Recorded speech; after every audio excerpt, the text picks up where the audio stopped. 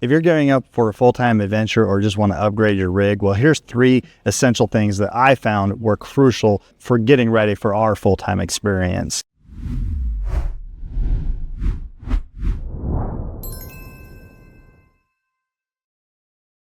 Number 1 is an internet connection. Now, we all need it. We all cannot live without internet. Even though if you're camping and you want to get away, that's perfectly fine. And I do that all the time as well. But for full-time living, you need an internet connection because that's where, I mean, we're connected. We're all connected. And especially if you're making videos or working on the road, it's a must-have. I'm not going to do a deep dive into internet solution or what's better and what's best, but for me and for us, we just wanted to have a normal Wi-Fi access as opposed to using a hotspot. We wanted to be always on connected and never had to pull out our phones, push a hotspot, or pull out our router connected power up. We wanted an always on connection. And so that was really important for us so that we could bring in our creature comforts, because when you're full-time RVing, the more creature comforts that you can bring that you're accustomed to from your house into your RV, the less negative transition you're going to have.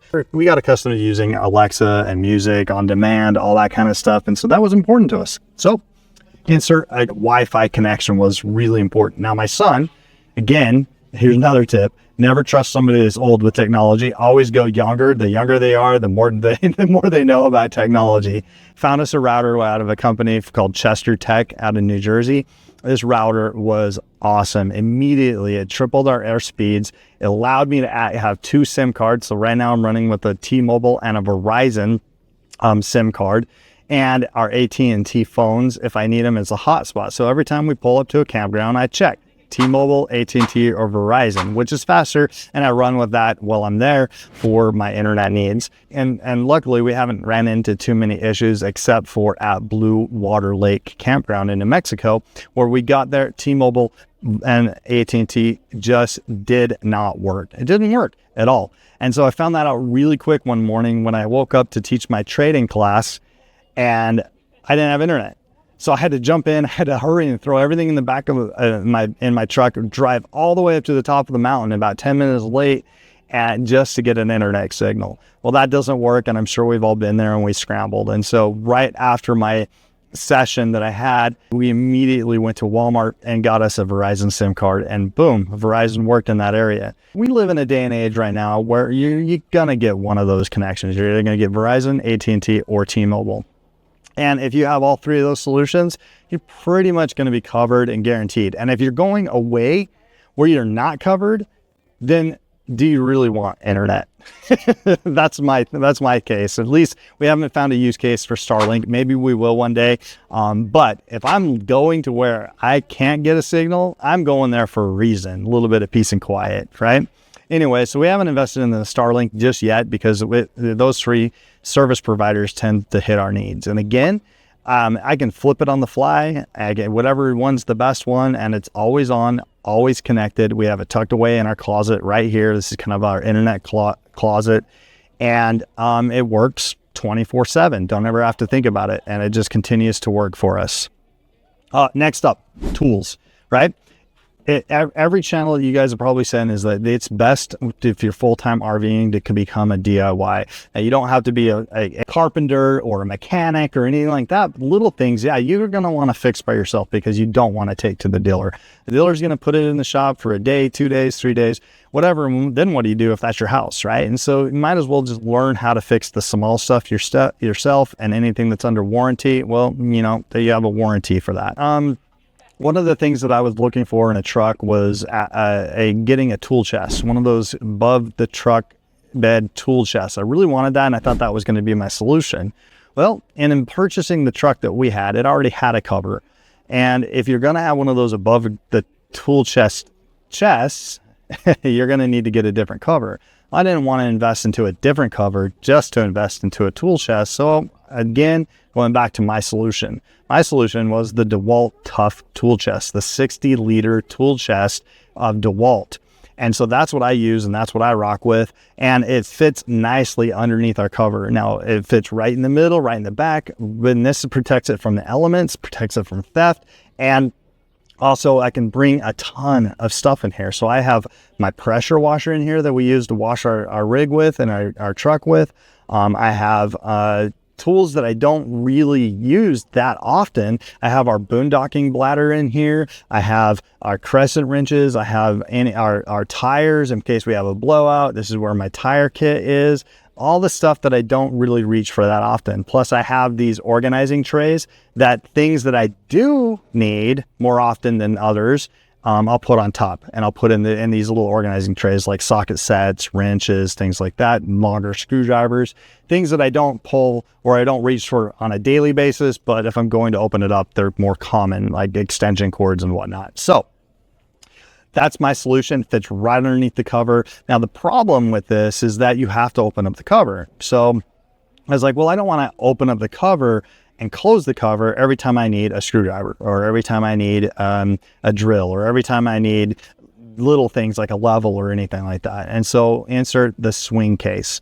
So the swing case is a lifesaver. I love this thing because it's just that. I installed it on the back of the truck closest to the tailgate, and it does it just swings out, grab what you need, and it swings back in.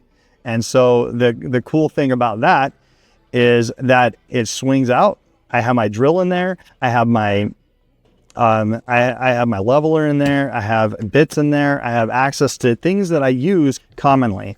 Now I don't store my batteries in there because of the heat.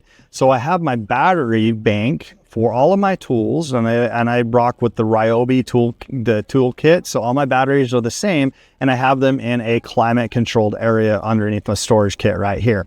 So that's where my tools are, that's where my batteries are. And the other thing that I leave inside of climate controlled areas that I reach for often is just a socket set, because I never know what socket size I'm gonna need, and it just is handy to have it right here. So again, always connected internet connection. My tools that I brought from home so that I don't have to learn any new tools, and I didn't have to invest into getting new tools on the road for different projects. I was amazed by how many tools that I actually could bring inside of that DeWalt chest. The last thing that every single RV needs is, when you purchase a new RV or even a used RV, the first thing that usually gets upgraded is the mattress, and ours was no exception. In fact, I often wonder why dealers or manufacturers don't give you an option to upgrade the mattress out of the gate. You know, I think a lot of people would, because the first thing they do is they yoink that old mattress out, that cardboard of a mattress, or that steel box of a mattress that just is going to cause you more pain than anything, and they yoink that out and they put a new mattress in. Particularly if this is your full-time bed, like you're living in it, you're on your back, you're sleeping there more hours than you are anywhere else. You don't want that cheap mattress that comes with the dealership. So again, give me an upgrade option right out of the gate, so I don't have to deal with that. But ours was no exception. We yoinked that out. Now, one tip that I will tell you guys, and I'm going to share this video with you guys, that what we did to get our mattress in here. But one tip is, do your research. Everybody's different. My wife likes a more comfortable style mattress. I like a little bit more firm. So you got to balance that out, get somewhere in the middle. Here's a couple websites that we've gone to kind of iron that out. We look for reviews. I mean, can't tell you how many hours I spent researching mattresses, looking at the reviews, all that kind of stuff, only to just have my wife say, we're going with this one. But that's okay, right? So I presented the research, did all the information, and let her choose. And sometimes that's what you got to do, and is compromise in marriage. And that's secret to marriage, just learn how to compromise. Yeah, I bet you guys didn't know that this was going to be a marriage video, but I got to bring that in always. So again, Wi-Fi, always on, tools, comfortable with what you have, so bring it, and mattresses. Get the old one out with the old, in with the new, and make sure that your life is comfortable, because most of your life is on your back, right? Or on your side, or on your tummy. But most of your life spent sleeping. And so might as well make that as comfortable as possible to make that transition a little bit better. But don't make the mistake that we made in thinking that you could just bring your mattress, king size mattress from home, and put that in the RV. That's not going to work. Before I go, I want to leave you guys with just a little bit of a reminder. The life on the road is all about embracing the journey, taking on new challenges, and finding joy in those unexpected moments. Whether it's upgrading your internet, organizing your tools, getting a good night's sleep on a new bed, these little improvements can make a huge difference in your RV lifestyle or your full-time RV lifestyle. And speaking of embracing the journey, What's a little adventure without a little bit of fun? So here's the living life at its fullest and making every moment count and taking that plunge literally. Don't forget to like and subscribe and hit that bell notification for any future updates. So if you like what we're doing, support us. That's all we ask, right? Just a little bit of thumbs up goes a long way. And here goes nothing. It's time to cool off in this lake behind me.